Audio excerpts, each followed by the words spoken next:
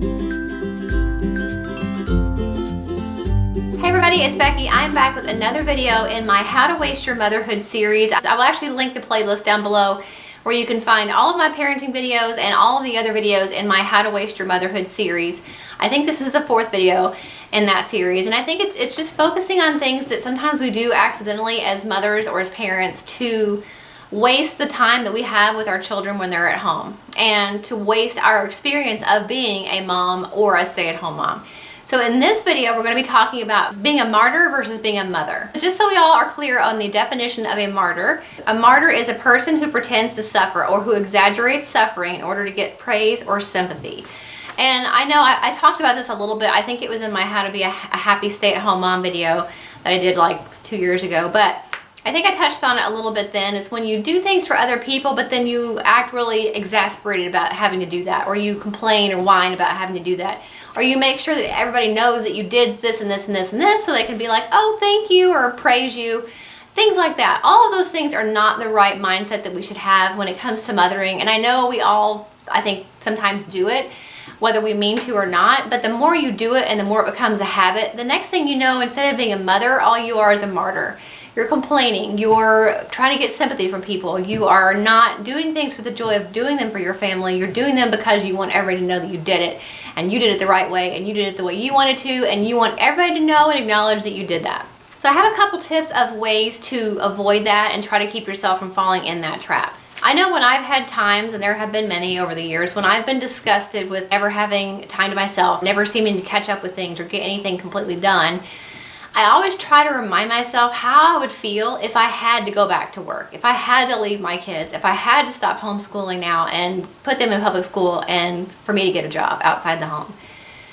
I try to remember why I'm a stay-at-home mom in the first place. And for me, being a stay-at-home mom I was a stay-at-home mom before I was a homeschooling mom as well. So I have both kind of sides of the spectrum, but for me, I try to think about in both of those situations, whether it's being overworked and overwhelmed with my job as a stay-at-home mom or as a homeschooler or both.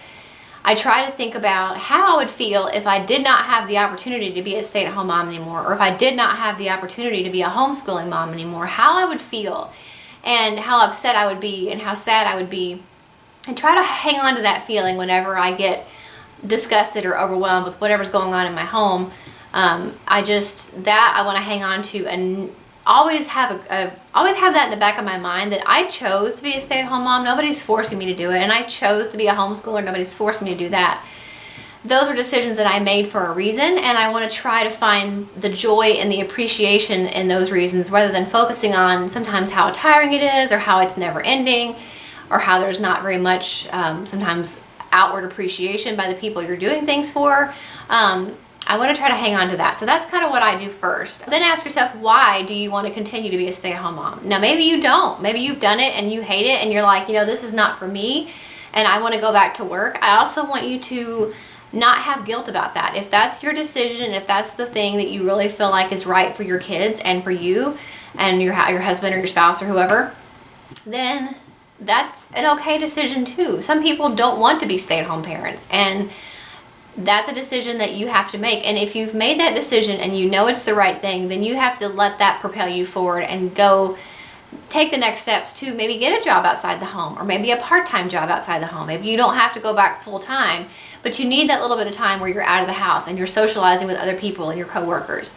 Maybe you want to go back full-time. Maybe you want to go back to school. All those things are okay decisions. It's just a matter of making sure that that decision is right with you, so that you don't have guilt feelings about it and you don't have regrets about whatever decision you had, whether that be to stay at home or whether that be to go back to work.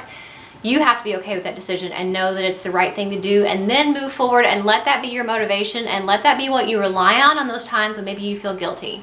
Having my kids at home, and as overwhelming as it is and as much work as it is to take care of a family and as much as work as it is to homeschool, these are the best years of my life. Yes, I'm going to love it when they grow up, and if they decide to have children and I'll have grandchildren, then that's great, and that's probably going to be an awesome time of life too. But this is the time that I want to recognize right now that it is the best time of my life, and then be able to remember and look back on that I was happy and that my kids remember their childhood as being a happy childhood. That's my goal. That's what keeps me going, and that's what I want to focus on when it comes to taking care of my home and my family and homeschooling, that is where I want to get the source of inspiration from.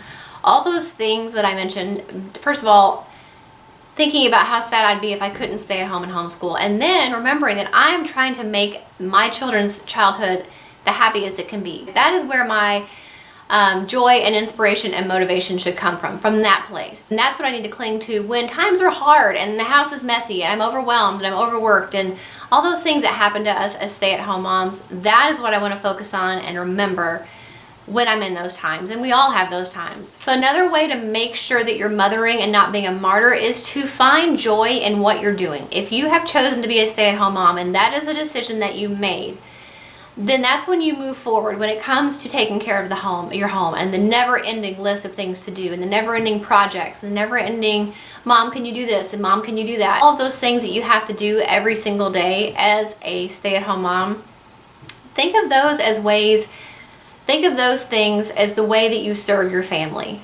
Instead of complaining and wanting praise or wanting pity for what you do in the day, use those things to motivate you to know that is how you serve your family. That is how you show love to your family. I tell my children all day long that I love them without having to say a word. Now, of course, I do tell them with words, but all of the things that I do for them, whether they realize it now or not, are forms of love. Doing their laundry, making sure that it's ironed and they go out looking nice with nice clothes, buying them new shoes, taking care of their house, taking care of the pets, trying to keep the house clean, planning for their homeschool, taking them on field trips, going on vacations. All these things that I do that exhaust me are ways that I show my children that I love them. And I think when they get older, if they don't realize it now, they will realize it then, that all those things that I did and all those hours that I spent cleaning and taking care of everything, that was because I love them. That's the job that I chose, and so instead of complaining about it or sometimes feeling sorry for myself about it, I think about how I would be heartbroken to lose the opportunity that I have to be their homeschooling mom and a stay-at-home mom. The joy that it brings my family, and in turn the joy that it brings me by taking care of my family. That is my job. It's the job that I chose, and it's the job that I would not want